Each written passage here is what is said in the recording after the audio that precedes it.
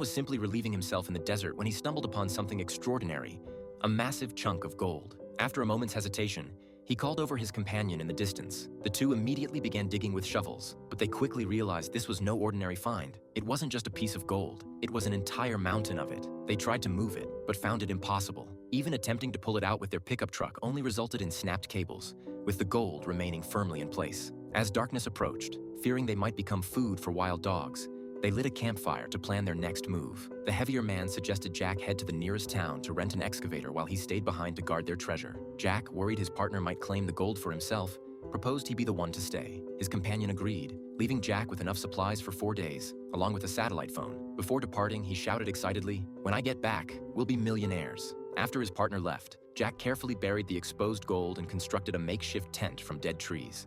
The harsh desert environment threatened his survival at every turn, not to mention the pack of wild dogs eyeing him hungrily from a distance. Seeking better shelter, Jack explored the area and discovered a crashed airplane on a nearby hillside, a perfect refuge but too far from the gold. Unable to leave his treasure, he salvaged what parts he could from the wreckage, dragging them back on a canvas to reinforce his tent. While not as comfortable as the plane's interior, it was a significant improvement over his drafty shelter. During another scavenging trip to the plane, Jack spotted someone approaching from the distance. He quickly hid inside the wreckage, but the woman walked directly toward him. Seeing his parched condition, she kindly offered him water, which the suspicious Jack refused. His excessive caution aroused her curiosity. She began looking around and followed Jack's footprints back toward his camp. Panicking, Jack rushed after her, hoping to conceal the gold, but she discovered it beneath the stones. When she indicated she wanted to share, Jack refused. The woman erupted in angry curses, severely dehydrated and mentally unraveling.